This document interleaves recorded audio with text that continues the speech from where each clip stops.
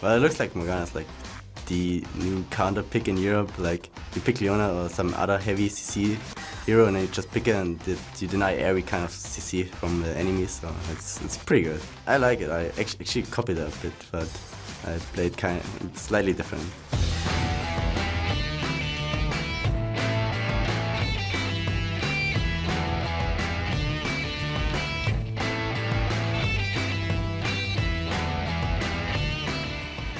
Welcome back, everyone. The Fisho has joined me here along with the Copenhagen Wolves' Youngbuck to talk about their win.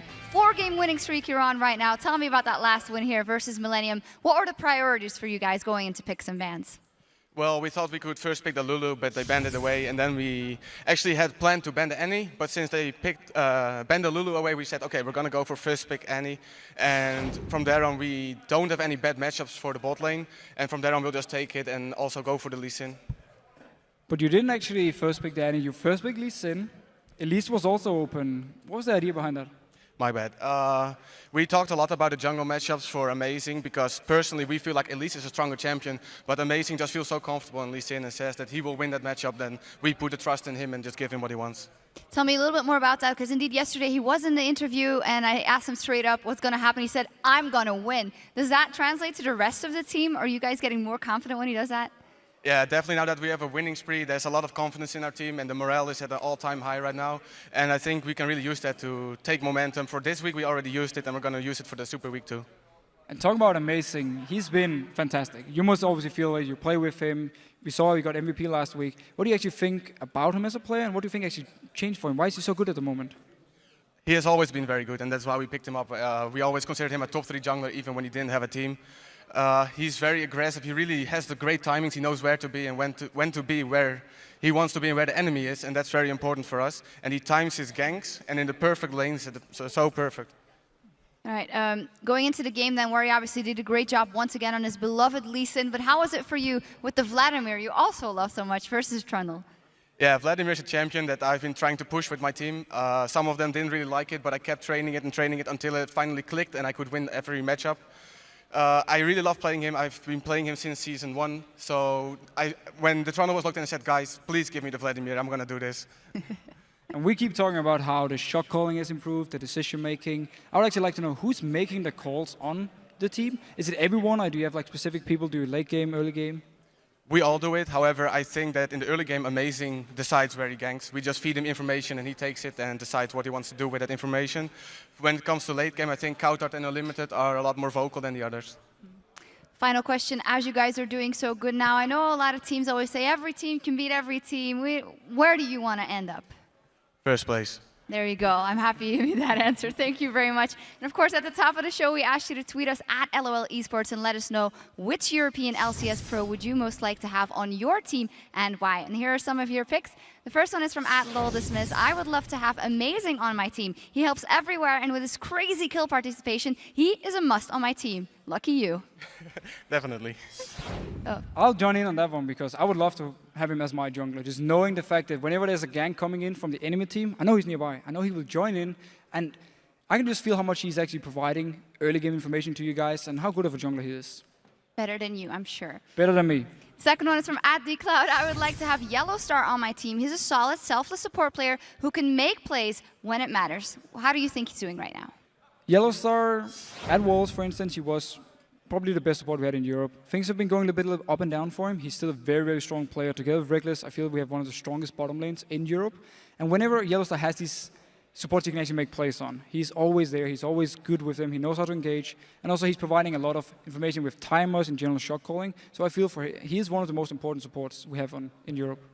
And the last tweet is from @FreakKnives. Froggen, he is very mechanically skilled and seems like a good team leader. He seems to bring the leadership in Alliance. You, of course, played against him already a couple of times. How do you feel Froggen's playing right now? I think Froggen has been performing tremendously since the beginning of the season. He got some flack, but even though he got the flack, we felt like Froggen was still one of the best mid laners in Europe and really had a lot of trouble playing against him.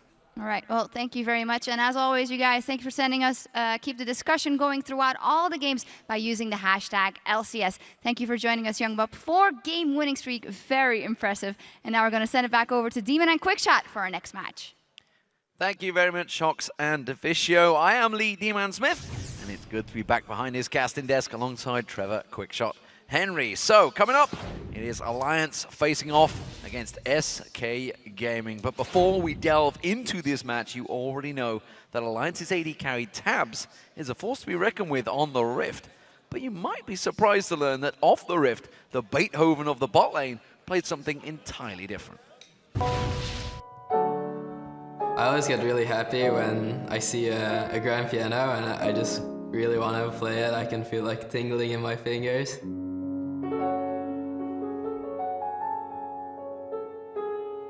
I took a liking to the piano instantly myself. The first time I played it, and I just kept playing on it on my own all the time. My family was really intrigued by it. I'm pretty introverted and I like to stay to myself a lot. I don't tell people generally that I do play the piano. Playing the piano definitely helps me get rid of stress and just allows me to be myself and with my instrument and make some music. When you play a song, it's like you play through a story. You have to really get into it and you have to really get into the song to play it properly.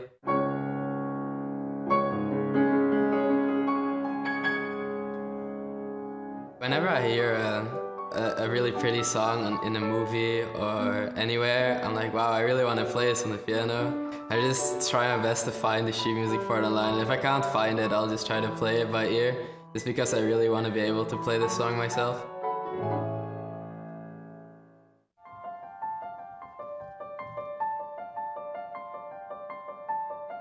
I think it's very important as a pro League player to balance out your life a lot. If you play only League all the time, you're gonna get really burned out of the game, so you need to kind of have some hobbies or some interest beside playing the game. And for me, that is playing piano. I want to keep playing piano as a hobby, and I definitely think playing piano will always be a part of my life. Well, I played piano for 10 years and I'm not even that great at it, while I played League of Legends for maybe 2 years and then I'm pro. It's all about how much time you invest into becoming good at something. If you would play the piano for, say, 10 hours a day, you could get like really good in a couple of years.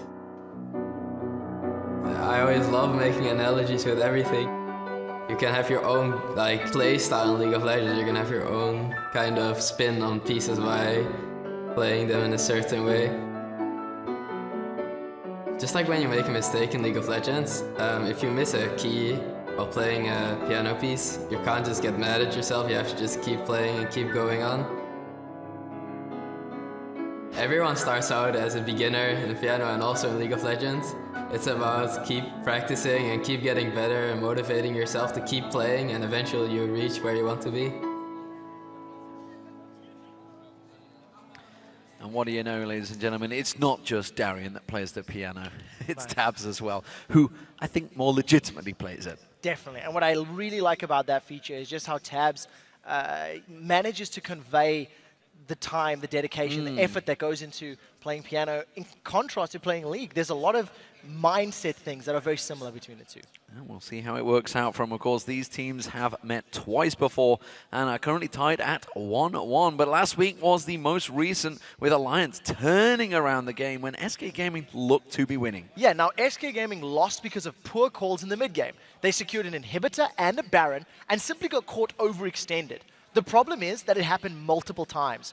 SK need to settle their nerves in those situations and not become overzealous when trying to close out games. And both of these teams, they are coming into today's rematch after securing solid wins yesterday, starting with Alliance. They got their hands on Karthus against Fnatic and Shook on Wukong, had fantastic engages.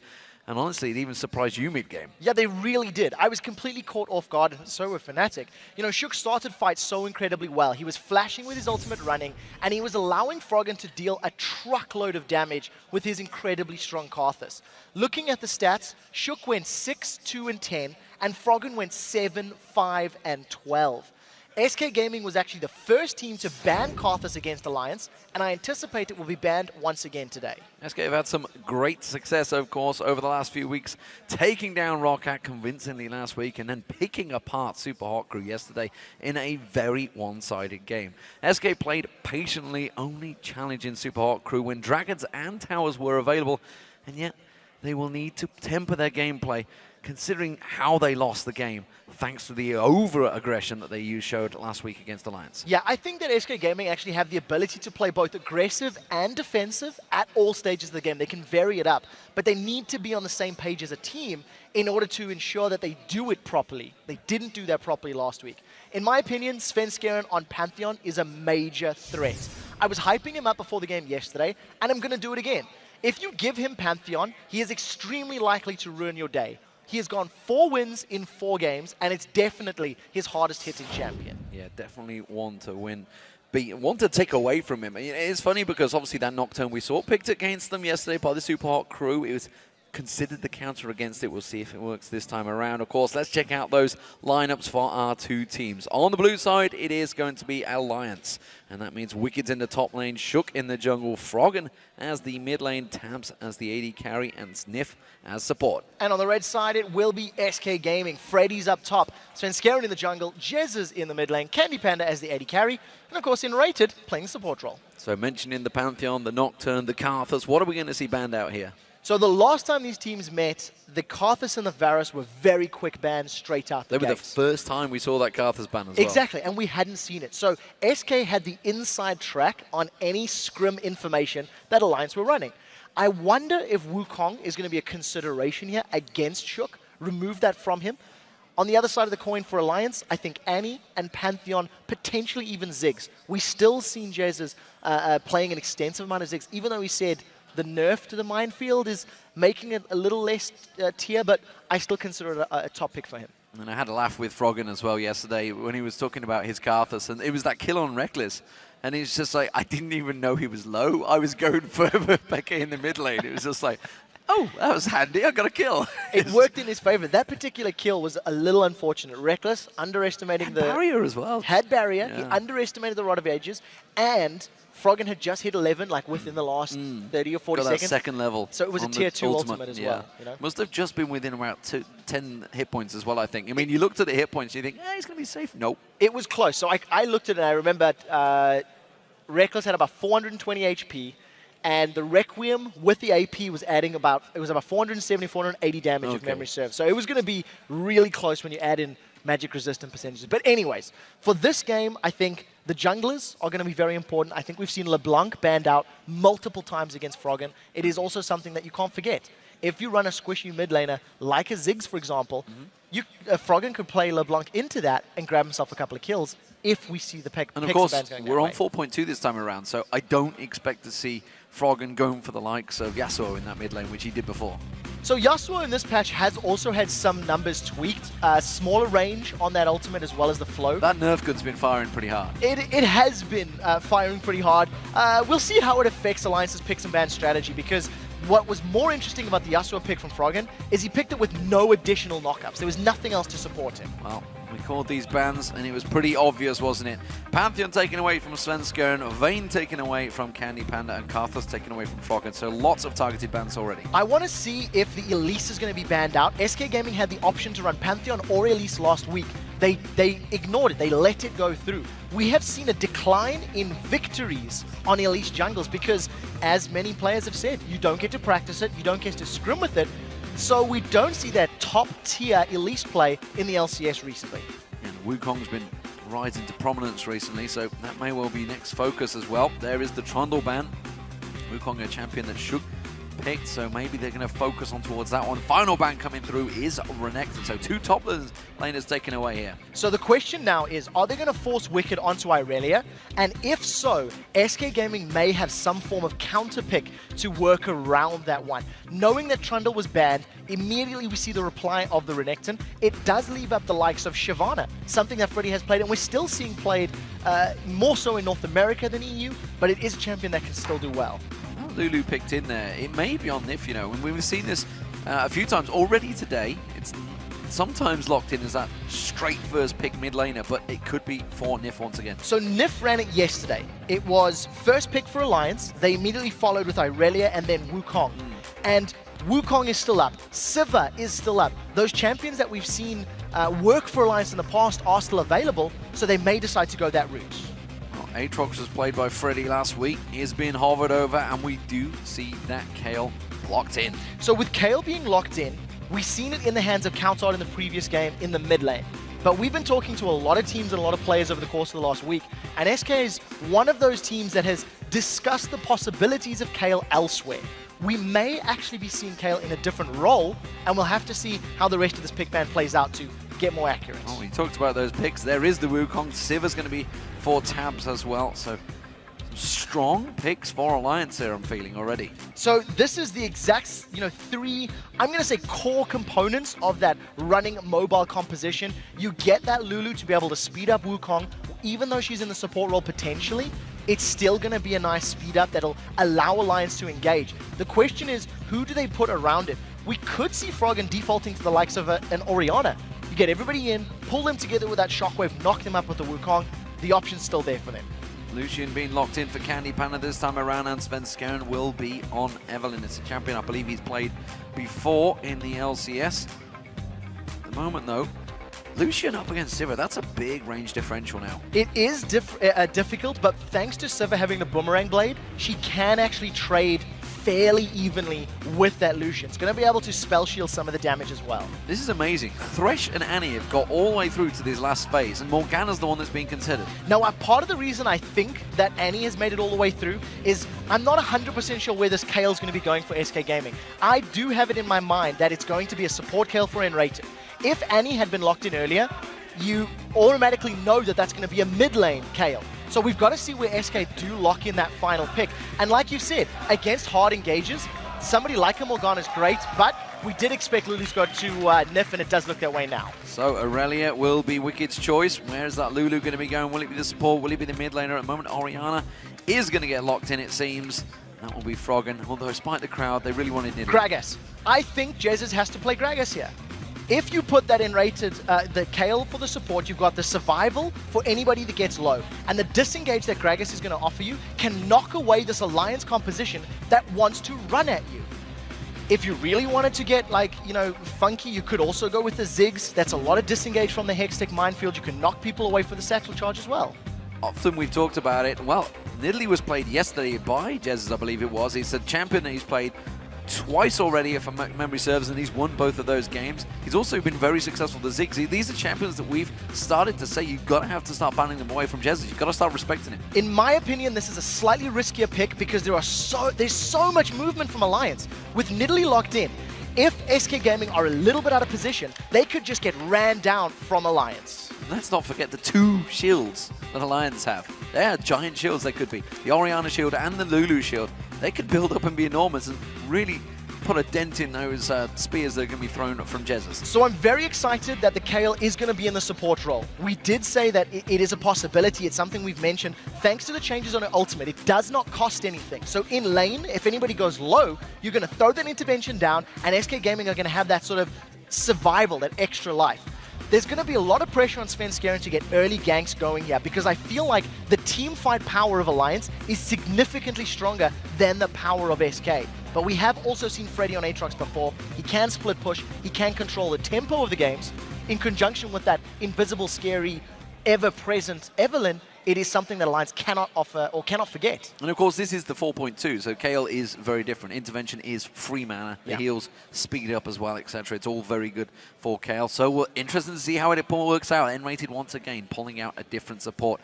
Of course, you guys at home have been voting on today's match, so let's check in and see how this one was scored. It is going to be 55% of you voting for SK Gaming. So very close in the votes this film. And I think this is because of yesterday's performance. Both of these teams looked solid yesterday. Both of these teams had very strong wins.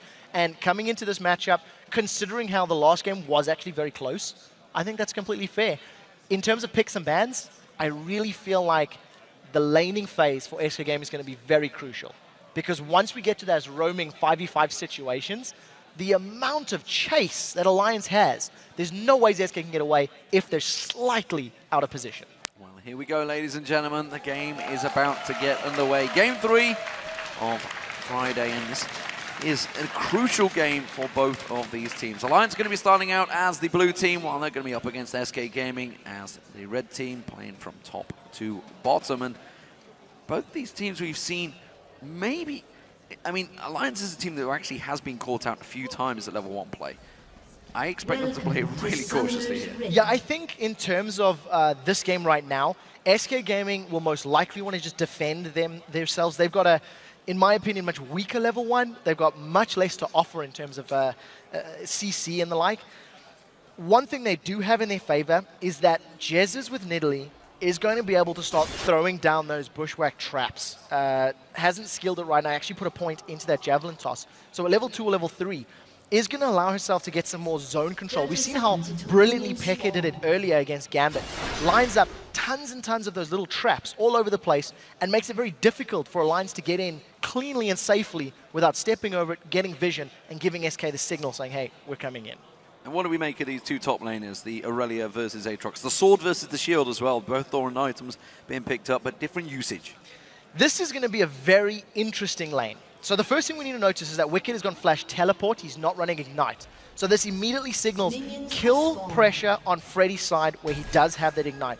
Both of these top laners sustain very well. However, Wicked uses mana, and his mana costs are still fairly high. So if Freddy is able to pick some fights in the early levels, force Wicked to burn through his mana pool, it's going to give Freddy an instant advantage in the lane. But this is not a matchup that we see frequently. So I think both champions can scale very well. But I definitely feel that early levels, it's mana that's going to be important for Wicked. And Rated going straight in, not getting close to Nif there. Nif doing a great trade in the start of this one. It seems that SK are the ones that want to really try and shove this lane, but Alliance are going to try and react in kind. Now this is an interesting lane because Sivir and Lulu can hard push a lane very quickly. And while Lucian is also good at pushing lanes, he's not as effective as Sivir. Now that you add some Righteous Fury swings in there from Enrated, if Candypan and Enrated have practiced this combo well, they can actually keep tabs and Nif on the back foot when really their combo is more effective at shoving the wave out. Yeah, they will be heavy to push that wave. I mean, this is, Enrated is going to have a big effect on pushing these towers. He's going to be doing a lot of damage to them. Yeah, and because of the fact that Righteous Fury gives him that, range bonus, it'll work in his favor. Unfortunately, Candypan takes a face full of poke the moment Enrated backs away. He can't really afford to lose that HP in lane. And as I said, I feel like there's a lot of pressure on Svenskeren. The fact that the mid-game team fight's going to be so strong for Alliance, SK needs to disrupt it, delay that, or ideally give themselves a lead going into that portion of the game. Yeah, we're going to keep our eye and see how much roaming Jesus does as well. It's worked out so well for Jesus when he has been roaming champions. And Nidalee is one of those champions that has got high mobility, can get around the map fast. And Froggen, well, he does tend to stick in that mid lane. So Froggen is one of the sort of Season 2 mids in terms of playstyle. Farm heavy, get yourself to 3 or 4 items, and then find team fights to work. And on a champion like Orianna, yes, you can roam, but it's not a traditional roaming champion. You really want to scale with your items. I'm just quickly looking down the lines, and one of the things that SK are severely lacking is hard crowd control. You know, Evelynn and Aatrox have got some in their kit. Nidalee's going to offer nothing. Lucian's going to offer nothing. And one tiny slow from Kayle is nothing in comparison to the immense crowd control that Alliance are putting down. Multiple knockups, pullbacks, Glitzalon slows. So I feel like SK, once again, just have to be very calculated with how and where they pick their fights. Wicked making sure he doesn't miss any of the CS that Freddy was shoving on towards his tower. Freddy seems quite confident in pushing his lane as well up against the Lions. He doesn't seem to be worrying too much about Shook. Shook on Wukong, who has played immensely in the last few times he's been able to get that champion. So keep your eyes on Shook, whether he's going to be jumping out that jungle. And he definitely will be. If you look at his performance yesterday, the moment he got his Cyclone available, he flashed Cyclone. He actually spent quite a lot of time in the mid lane. He was working in conjunction with Froggen's Karthus. And you can do a similar sort of role with that Orianna. Get the Cyclone down, get the Shockwave, and really amplify the amount of time that the person is stuck there. And both of these junglers are much more effective at level 6. The moment Svenskeren gets Agony's Embrace and the moment Shook gets Cyclone, all of a sudden their junglers basically switch on in the game. Froggen's starting to develop a rather healthy lead in the top lane right now. In the mid lane, sorry, 38 to 22 CS, which is why we may be seeing Svenskeren starting to pay a little bit of attention towards his mid lane. Instead, he's heading up towards the top, and You know what, looking at Wicked, we've talked about this so many times on that Aurelia, it's actually pretty low on mana. Yeah, and that's the problem. Because Wicked is forced to use his abilities and burn through his resource bar, Freddy's got a little bit of an advantage here. I also think Wicked is playing very defensive. We haven't seen him getting any sort of damage on Aatrox. A little bit scared of the knock-up, the slow, and the very hard-hitting Bloodthirst Blood price that Freddy can put down. It's the first time we've seen him getting a good stun, and that was thanks to Freddy being in range of the turret, actually. Big gap still continuing. Froggen still got that 13 TS lead. And, you know, this is actually one of those rivalries we've not really discussed a great deal of. Froggen and Jesus actually do not get on that well. No, they definitely do not. And we've heard both players being fairly outspoken about their opponents in the past. Yeah. And in terms of this matchup right now, Orianna's going to have the advantage thanks to the significantly better low-level wave clear. Command Attack and Dissonance is already applying a lot of poke and zoning to Jesus, and Jesus wants to get some mana regen from the likes of an Athenes and get his Cougar form before he can really, you know, clear waves quite quickly. So we expect Jesus to start closing that gap from level 6 onwards. Teleport from Wicked back in towards that top lane, has been back, went straight for a Sheen, first item back. Very aggressive stuff there. Clearly going to go towards that Trinity Force, but a Sheen as the first item signals a bit of intent against Freddy there. Yeah, and what it also does is it allows Wicked to get additional mana, which is he's very starved with in the top lane, and it also gives him those little poke damages. Dash onto Freddy, get the Sheen proc in conjunction with some of your true damage, and then back away. And if you can keep just hammering him down a little bit with those procs, it works in your favor. Great Glitzer Lance from Nif, catching both Enrated and Candy Panda. Yeah, there. some great poke there, just didn't follow through from Tabs. The Boomerang Blade not quite landing on towards them, but it does force them back. It was Candy Panda starting to win out in that CS battle down the bottom, but he is going to be the first to back away, which means it is going to be Tabs that will take the lead by the time he's got back to lane. One of the things that's really nice about having that Kayle in your lane is you forget her passive, the Holy Fervor. It actually reduces armor and magic resistance. So while he continues to auto-attack, it's splash damage on both Tabs and Nif, and shredding the resistances, making your combo hit harder in the early game. So it's a great start for Candy Panda and Enrated. They've got this unorthodox lane duo, and they were ahead on CS for a little bit until they recalled. But very importantly, they kept Tabs and Nif away from their tower, kept them on their side of the river, and it was calculated. They were never at risk of being ganked for this opening 6-7 minutes. Let's go and take a roam past. He's going to be going past the pink ward though, which you already see Jesus has passed. It's just in that bush there on your screens. So they will get spotted out. Of course, they will see it, which is why Nif was also heading in between them. This may actually be signaling some intent from SK Gaming themselves, and it was potentially a red buff invade they wanted to go for, but it was quickly spotted by Alliance. So I wonder if that was either just a warding mission or if that was the attempt to go for red. You can see that red has not spawned just yet for Alliance. SK got themselves in, got some pretty good vision.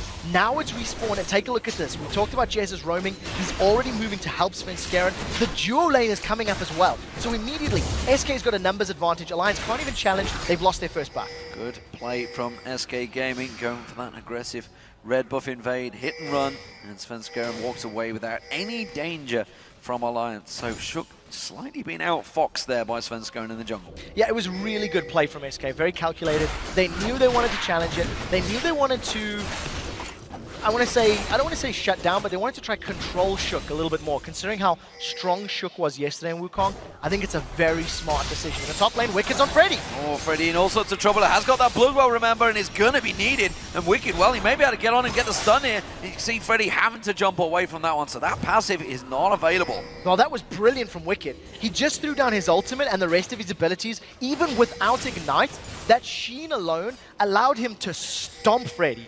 I mean, that was completely one-sided. Freddy had his Bloodwell pop. It's now on cooldown for the next 4 minutes if memory serves. And he's going to be a little more careful. Shook is going in and rating. He's already popped it. He's going to go on towards him. He has got Cyclone available if he wants it. But the moment Svenskeren shows himself, they back away. They turn it back on him. They get the Cyclone. They get the Wild Growth. Svenskaren's getting burned down. But the intervention comes out. And now Shook's going to get zapped down by Candy Panda. Can he get a second? No. Tab splashes away there. And Nif is safe. And there you go. Support Kayle working out in its very first game. The intervention saves Svenskeren. Because SK were grouped up, they managed to get the heal down. down, and a great play from Candy Panda. Flashes in, piercing light, first blood. This has also opened up the Dragon. Nobody from Alliance is going to challenge. And you've also got to question the combination that they use. That Cyclone and the Wild Growth were almost at the same time, so the double pop-up didn't happen. No, they didn't stack their CC effectively. I think it was a little bit of panic mode from Alliance, not being on the same page. Now, Candy Panda is in a little bit, what they might have run on him, but Wild Growth and On the Hunt had already been thrown down, so Candy Panda gets away unscathed.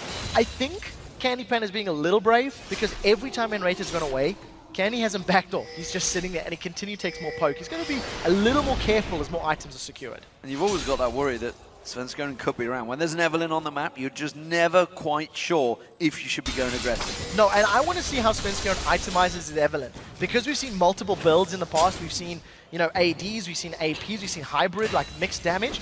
Right now, Svenskeren's already gone for that Spirit of the Elder Lizard, so gone for the AD jungle item. I want to see where he goes from here, because you can build in multiple ways against, you know, the composition. I would imagine fairly armor heavy. When you consider that Irelia, Wukong, and Several are all in the mix, it would make sense to get yourself maybe a Randuin's Omen in the not too distant future.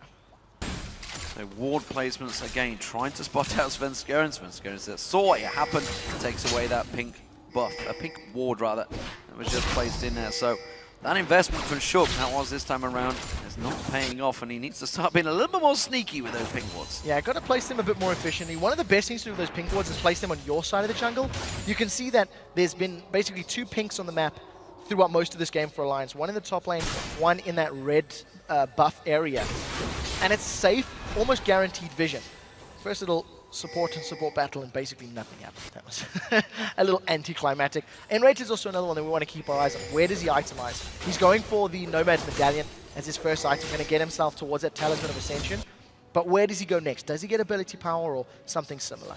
Shook this time trying to sneak in that bottom lane, but as you just saw, SK putting that ward in that bottom half of the bush, so almost certainly will see him coming in towards them, which means he's going to have to back away, but he's sticking around, he's hanging around here. Shook is wasting time while Svenskeren takes himself another pink ward. On the hunt being used, Alliance not even close to closing that one out. So that was a little anticlimactic, I feel. I think SK completely aware of it. They were never really at risk of being caught out. What worked for Shook yesterday was the flash engages, was being close enough to catch him out. Now Froggen's going to get caught. Right, he's going to just step away from that one, gets himself the speed, and walks off. So that was a little anticlimactic. Svenskeren, we talked about it. There's no hard CC. Even if Svenskeren had thrown down Agony's Embrace, it would have lined Froggen up for 1 spear. And Froggen still had Flash, he still had Command Protect. There isn't enough instant burst there from that Nidalee yet, who hasn't even completed a major item, to really be at threat. So I think smart play from Sven not to waste his ultimate. And Froggen, as we said, you know, it's quite difficult to burst down Orianna with an Evelyn and Nidalee, because Command Protect, because of the movement from Dissonance, and of course having full access to a Flash as well. Yeah, these 2 mid laners are going to be some way off of their full power, so this one may go a little bit long. We'll see how it works out. 13 minutes in so far, and it's a 1,000 gold advantage for SK Gaming. And you know, we've talked about this a long time in the past. The investment that you put in towards those pink wards, because there's an Evelyn, actually does mean.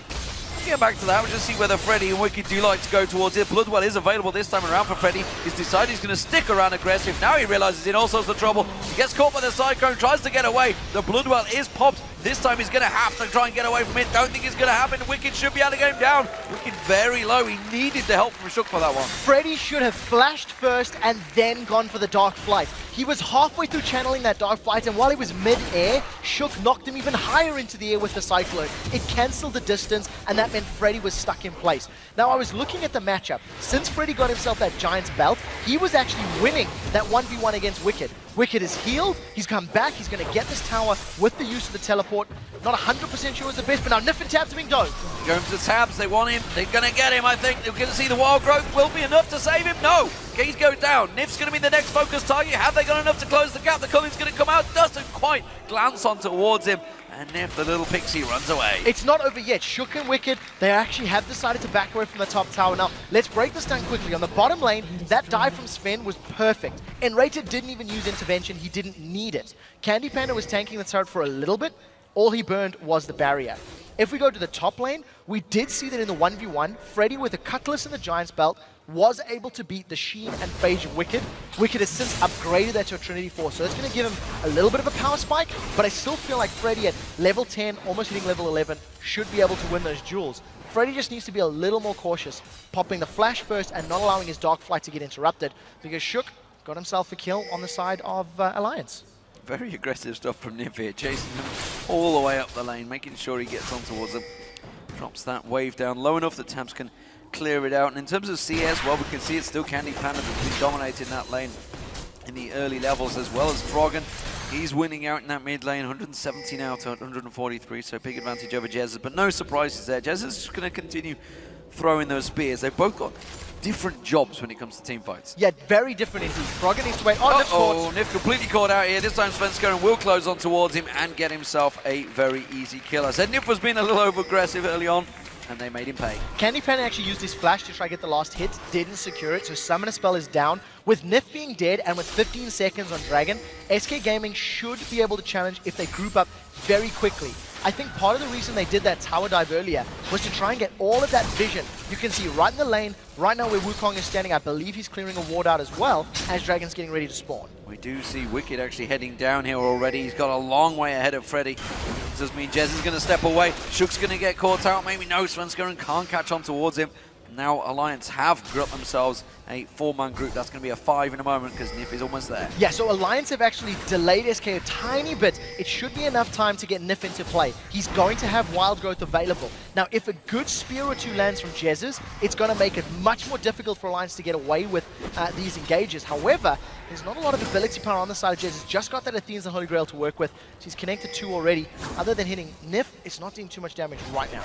Yeah, Freddy is back. Doesn't have that Bloodwell available, but he did get himself a Warden's Mail on the last back. Shook takes another spear. It's a pretty close range one though from Jesus. They're going to continue that damage. Freddy doing a great job at stopping Froggen taking down that turret. Maybe that's what Alliance are going to go for here. They're going to go for that trade. We do see the rest of Alliance. They're all coming up here. They want to try and push for the tower. Yeah, I think the tower is going to be the better objective. Nif doesn't have as much MR, so he's getting chunked down by those spears. Tower, great. Dragon still has not been taken. So SK losing out on the positional game in that trade. Alliance rushing down the objective. SK couldn't respond. And that was just Candy Panda. Showed himself down that bottom lane, went for that wave of minions, and then everybody just quickly reacting. And part of the reason that SK are not going for a fight or not trying to rush Dragon in a 5v5 scenario, especially in this area of the map, on the hunt, Cyclone, Shockwave, Wild Growth, means SK loses a fight. They've snuck Dragon because the Alliance have not challenged. And I think SK actually probably did the smart thing. If they had forced a fight and grouped up, they could have been destroyed by the very powerful 5v5 team comp of Alliance. So objectives traded. That means it's still SK Gaming with that gold advantage. But there's only a 3,000 gold, or 2,500 gold at the 18-minute mark. Tab showed himself down that bottom, which is why SK knew they were safe to go for that Dragon. Which does mean we continue the farming session in the lanes. Trinity Force now completed by Wicked. Meanwhile, Freddy, well, he's had to try and counter what Wicked's been building. He had to go for someone that was defensive stats instead of that Blow the Rune King, which he wanted to build straight away. Yeah, I think the Rendian Zoman is very important against Alliance because of the fact that 4 of the members want to be running at you. Even though Orianna is a major spellcaster, she wants to be spamming command attack, command dissonance every time it's up, and wants to get, 2, 3, 4 of them off in a team fight if possible. So Randians will help. Now Freddy is trying to bait out the fight with Wicked. Here comes Sven. Sven's going to come around the side. Wicked does not get baited into that one. He's not going to fall for it. He's realizing that Freddy, while you're being this aggressive now, why? What is around me? We'll see what they do. The rest of Alliance are now grouping towards this top lane on the mini-map. So Freddy also needs to back away. There's not enough vision of the members of Alliance, so I expect SK to play this a little bit safer. While the focus is on the top lane for the Alliance members, the rest of SK are grouping towards this middle. We're going to try and catch out Tabs as he heads towards that bottom wave. He is actually coming through. Ooh, sees the red buff, which they were just trying to sneak away. But Tabs spots that one out. The rest of the team will react. So Tabs and the rest of Alliance now in front of the red buff. SK once again need to be very, very careful. They're actually split up.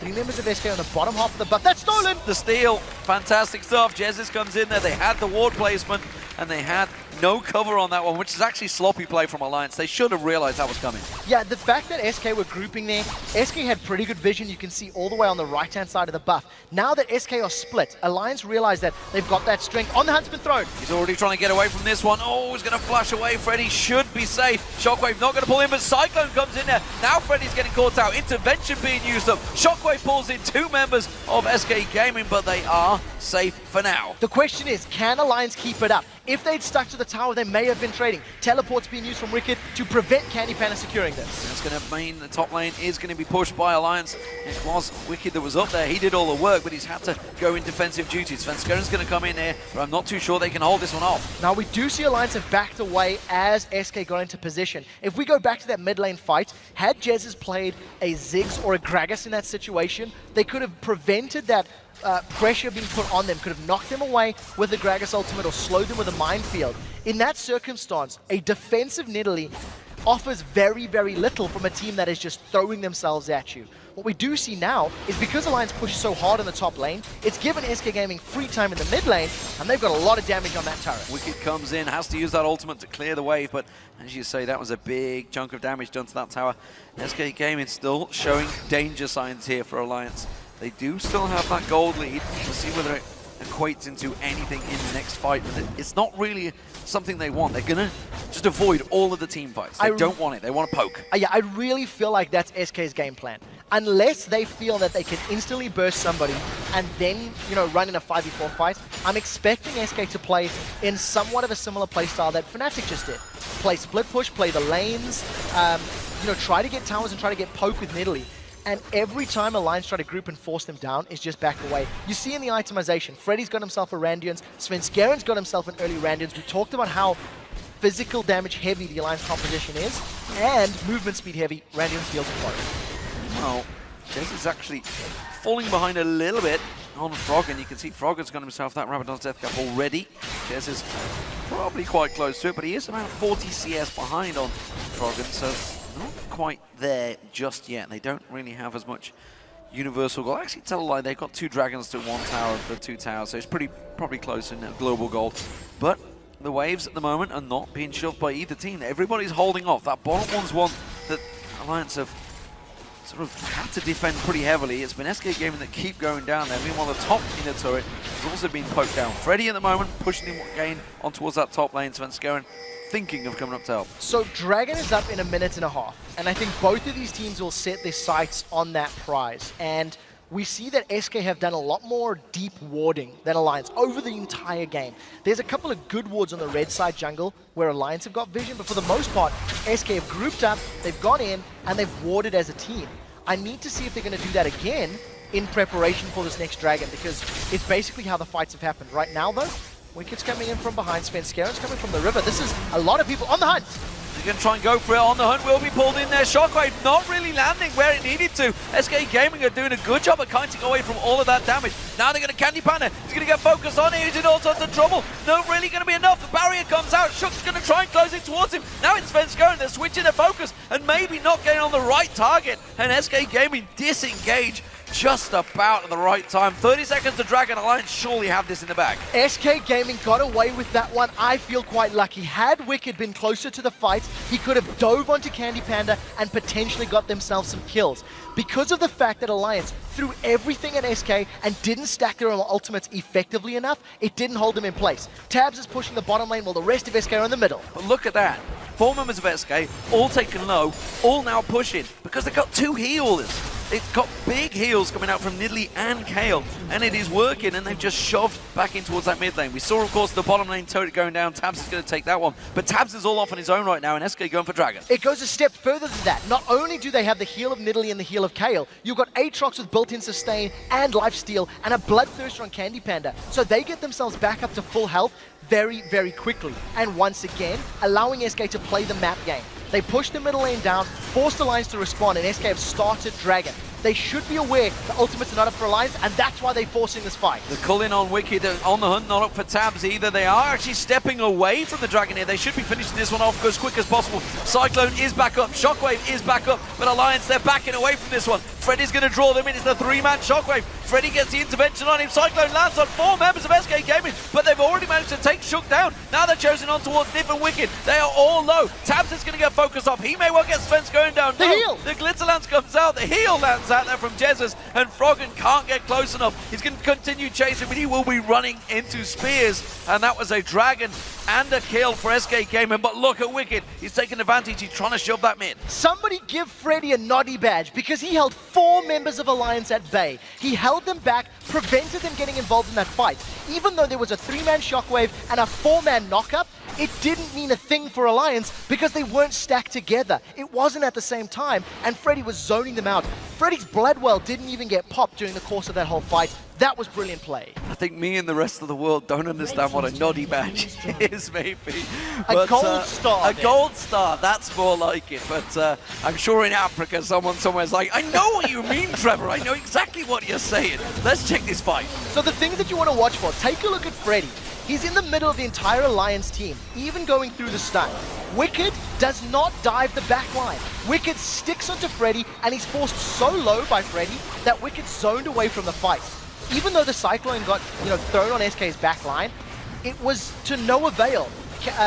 Tabs was not landing auto attack damage. Froggen couldn't get more spells off, and the heal from Jesus keeps Sven Skaren alive. Just perfect play from SK. They realized the ultimates from Alliance weren't there, which is why they started early, and then they dealt with the individual ultimates perfectly as well. Well, SK Gaming have still contained themselves with that 3,000 gold advantage. Very, very close still between these two teams. It's going to be interesting to see if Alliance can land all those combos. SK Gaming almost certainly will go down in a team fight. No doubt about it. A Cyclone, a Shockwave, like you say, with the Wild Growth, everything combined, definitely will get themselves a multiple kills on SK Gaming. However, SK Gaming, not interested in that, as you just saw. And with all those heals that control the intervention, they have really good single target savior, effectively. They can keep someone alive for a long time. And if that's Freddy, who's going to maybe build up a little bit tankier after this one, he wants to play the Rune King. We'll see how it goes. So one of the things that does work in SK's favor is that all of their champions are also fairly mobile. If Kayle heals herself, gets a speed boost. Lucian can dash. We can also see Nidalee, Evelynn, and Aatrox that can move around the map. So as long as SK are not way out of position and caught by surprise, they can dodge a lot. Now we've seen SK, they were trying to push the top lane while all that was going on. Tabs is solo pushing this bottom lane, and he's most likely going to get a lot of damage on this tower. Sven's coming in from the side. He may take it down here. Sven's going will come in, but with the tower, is it going to be worth it? I'm not too sure. On the hunt's being used, but the Colling just shreds him down, and Candy Panda gets a kill. The rest of Alliance were too late to get there. I think the call from Alliance was go, go, go, we'll be there, and unfortunately, Tabs just needed to back off a tiny bit sooner, missing the notes in that play, you might say. Absolutely, a sad song being used for him there, I feel. Spears coming out, who only went on towards the... I can never remember the damn name of it. It's the Decoy. The Decoy, that's the damn one. I was thinking Mimic for some reason of LeBlanc, but he's obviously not a female. He is a monkey. It's a slight difference. Slight difference. The one thing I still want to say is that SK cannot afford to get caught in the jungle or in an enclosed lane. If they're all group pushing a tower, say sieging a tower, for example, it's actually very difficult for SK to do that because they run the risk of being ran down. So we need to see how SK play the rest of this game. I'm still expecting to play like a 1-3-1 split push, or even a 1-4. Leave Freddy in the top lane and the rest of the team roaming. Well, Sunfire Cape's being built by Wicked now. The one concern for Alliance at the moment is while they are keeping up with the gold, they really have a very good team fight comp. Candy Panda is again starting to build himself a lead. He's 4-0-1. He's got a farm lead over Tabs, and he's got a giant gold lead because of those 4 kills and an assist. The one thing that SK do not have, even though Candy Panda is that strong, is they're still 2 towers down. They've got this very strong sort of poking, kiting composition, if I can call it that, but they're not actually getting map presence right now. Every time fights have happened, SK are running back, and it's allowing Alliance to get onto SK's towers. So SK need to find a way to get Candy Panda onto a tower, and it's very risky because, again, Alliance are so strong at running them down. Oh, Wicked once again, solo split pushing that top wave, driving it in on towards that inhibitor turret. Mid lane, actually, Ping's coming down. Wicked's maybe going to think of making a move here. They're going to try the pincer move, try and catch them out. Shook, of course, with that flash cyclone available to him. But SK Gaming quickly backing off. And now the rest of SK need to respond and get here quickly enough. If we think back to last week's game, that was a massive spear on Tabs. If we think back to last week's games, SK Gaming had secured an inhibitor and a Baron. And because they grouped as a 5-man against Shook's Wukong, it allowed Alliance to engage in them and get kills. SK are not running into the same mistakes. You can see Freddy's nowhere near and he doesn't have teleport. Trying to bully them out of this one, but well, SK Gaming do have a lot of wave clear. Candy Panda going aggressive there. Thought he could catch something on the end of him. He's got to be so careful of that because Shook could just turn around at an instant. Yeah, that's very brave. You really shouldn't use your Relentless Pursuit to dive forward on the front line because you just run the risk of being caught out. We do see those sweeping lenses, numerous of them on both of the teams trying to get some vision control. And now SK may have caught Tabs again. Svenskern's coming in there. He wants to get on towards him. Tabs having to use that on hunt to try and get away. Does pop the ultimate actually as well, so Svenskern not quite catching him out there. They will take that red buff away, and that's going to force them to one man down. Can they continue pushing? Now they know on the hunt's not available, so this is a very big component of the team fights from Alliance. The spears from Jez's are now starting to hurt. How do SK respond to this mid lane push? They've left Candy Pan in the bottom lane, everybody else seems to be recalling, and they're going to try to defend. Yeah, quick distraction there from SK Gaming, doing a good job. Freddy, Svenskern and Jez is all defending off that mid lane, while the bottom lane you can see Candy Panda taking down turrets and continue pushing on here. He's not done yet, he's going for the inhib. And it's also going to be very difficult for Tabs to deal with Candy Panda in a 1v1 situation. I expect Tabs to just clear the wave and try to defend the tower. As you see him doing there, Candy Panda's also backed away. Yeah, no mana for Candy Panda, so doesn't want to stick around. He wouldn't really be able to dash away. It will be a dragon though, and going to continue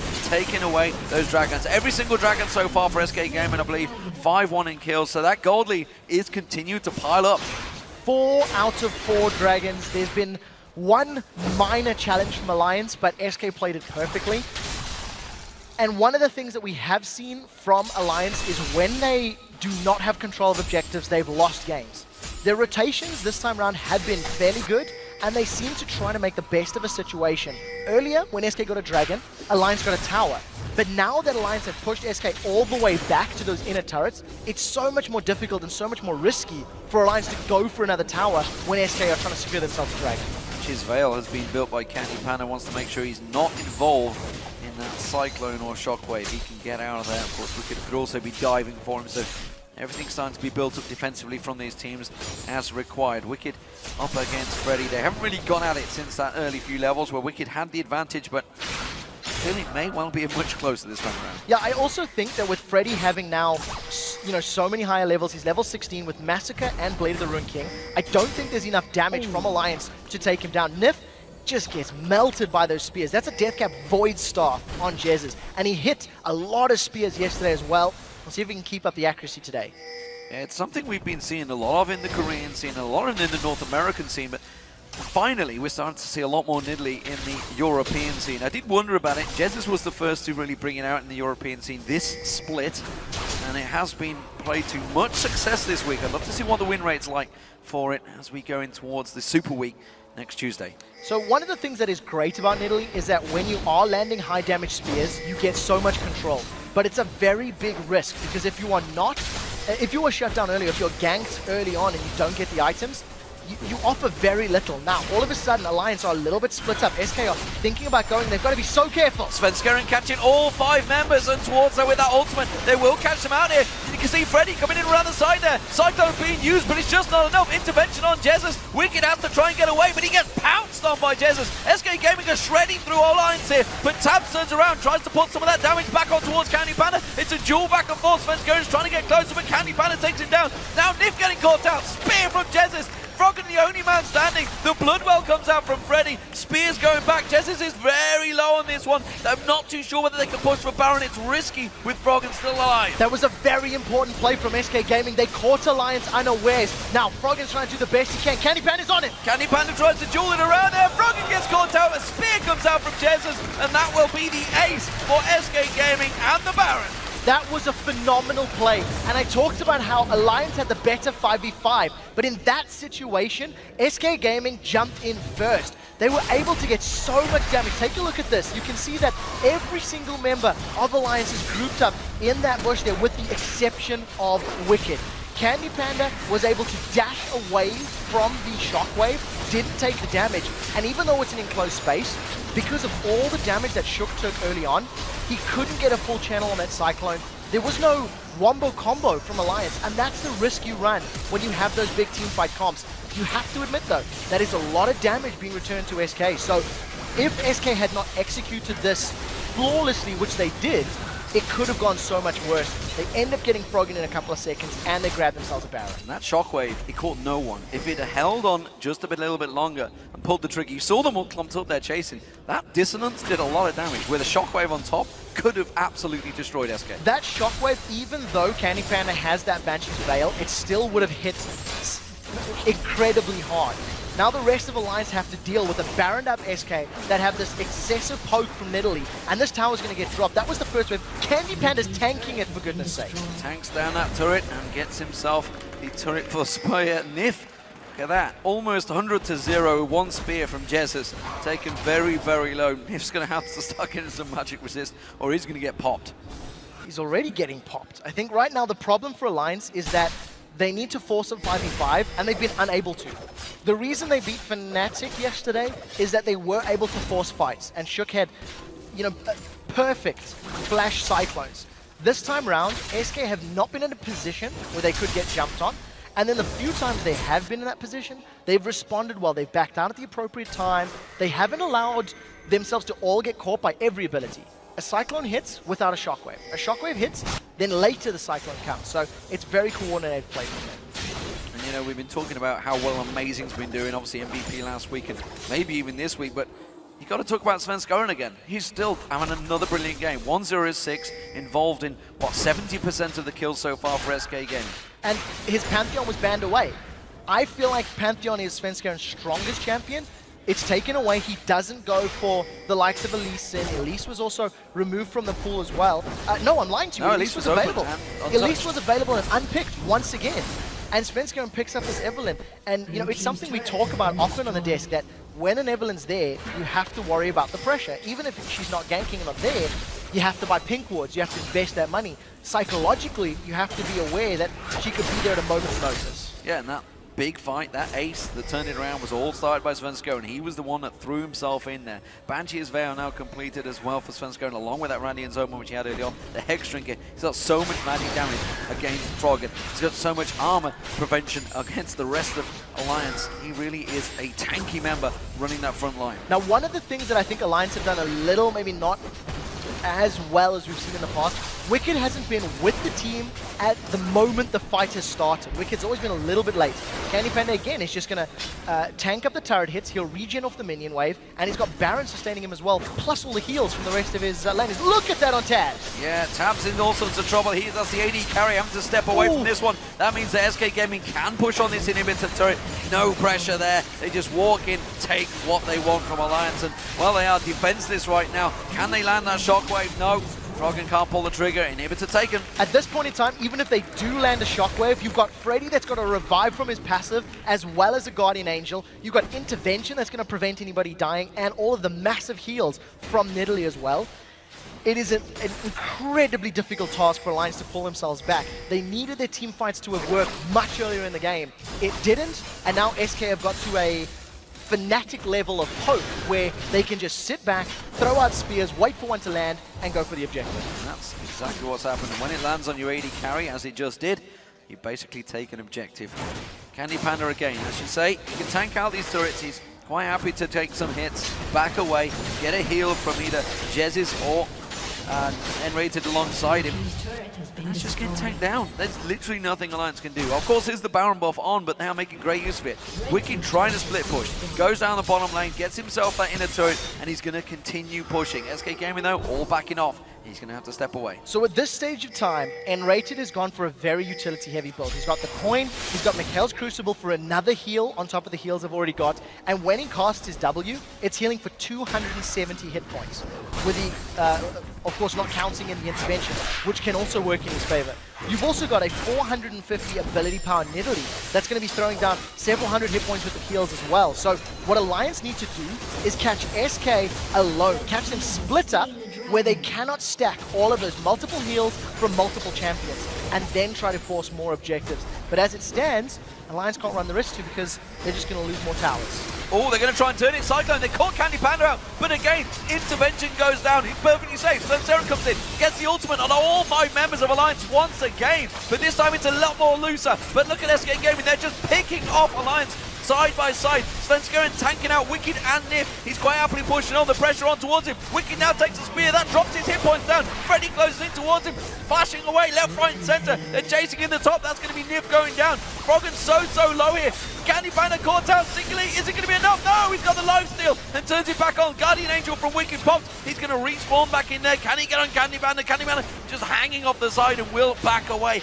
Crazy fight. 3 kills picked up so far on SK Gaming. They're going to push through the mist. They can take the game. N-rated and Svenskeren had a hashtag LCS big play. Intervention saves Candy Panda, and Svenskeren lands a 4-man Agony's Embrace. We talked about how Wicked needed to be with his team. He was there, and it didn't matter. Sven held him in place, slowed him down. Now SK are on the Nexus turret. Pushing, last one, Nexus turret down. Shockwave comes out. It may well have done enough to save the day just for now. That's going to be the Bloodwell pop from Freddy. He's going to come back up here. Froggen's going to try and get another distance on him. Not enough. SK Gaming will step away. They're not finishing it just yet. No, Wicked dives in.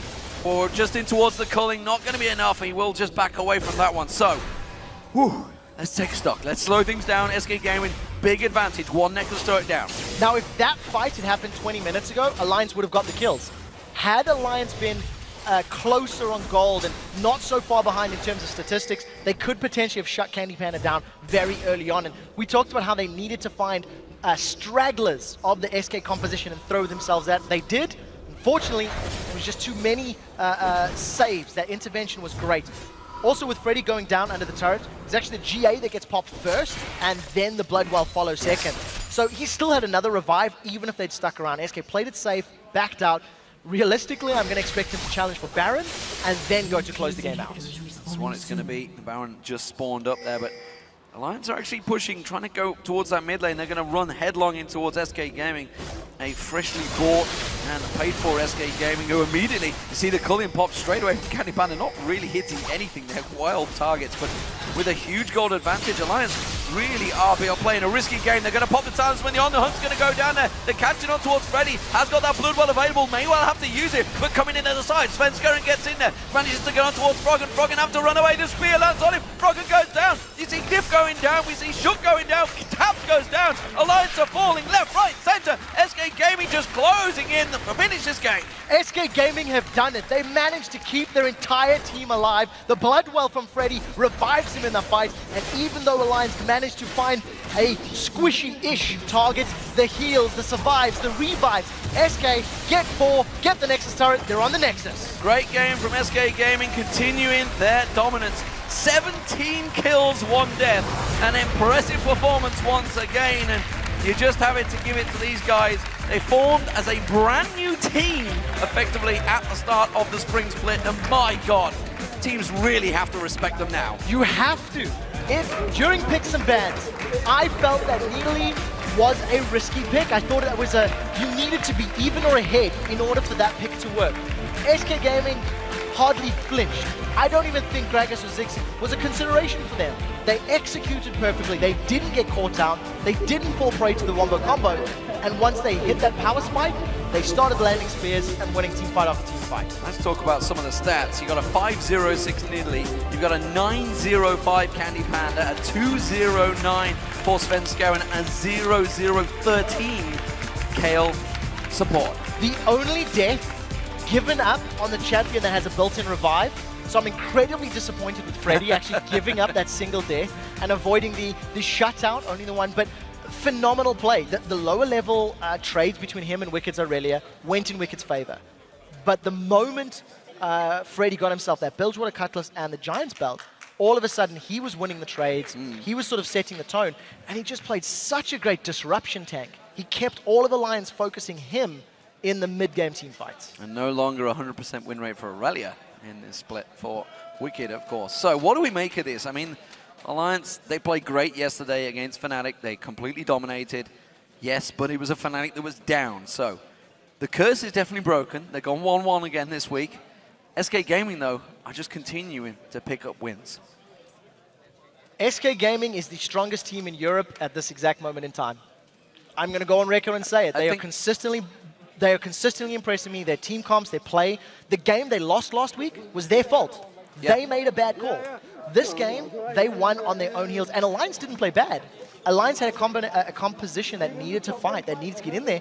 SK never gave them the chance, and they are absolutely blowing my mind. Yeah, the Gambit team they lost to was, of course, the subs. They've beaten Roccat twice already, and Roccat actually even said they're the only team that they really respect in the league right now.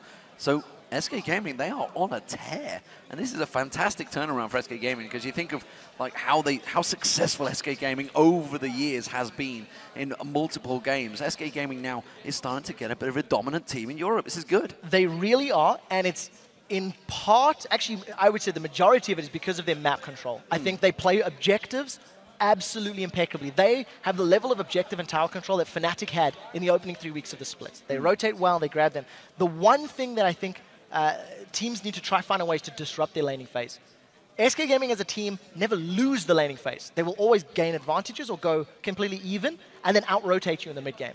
And I think opponents need to figure out a way to disrupt them, get in their faces and really ruffle their feathers. And that double heal comp, it seems to work out. Double revive, everything you need, really. We're going to take a quick break, and when we return, Shox and Official will be talking to SK's N-rated, all about that KL.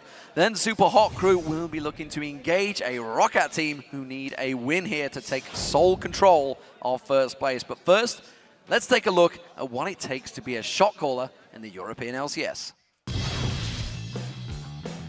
A good shot caller is someone that will predict everything and tells you what will happen. Basically, they are the more talkative guys that are actually calling. He has the basement. He has the basement. We don't have a main shot caller. Usually, we're just doing that as a team. Amazing is more of an early game shot caller, and Unlimited does more of the shot calling later on in the game. Generally, Impaler calls the most. It's more of a democracy now. Like, we all trust each other a lot more, so it doesn't take one person. Bot lane's just doing their own talk, and Freddy is just silently playing his top lane. And then me and Sven, it's usually the jungle and mid that talks. In our team, it's like pretty much everyone is shot calling. Can like literally tell Arane to engage mid lane, he will come mid lane and either force a flash, kill someone or die. There's no such thing as like the perfect shot call, and sometimes you just have to make like the YOLO play. Do whatever is said and just go deep. Whoever talks the loudest, that's the one who's most sure he's doing the right thing.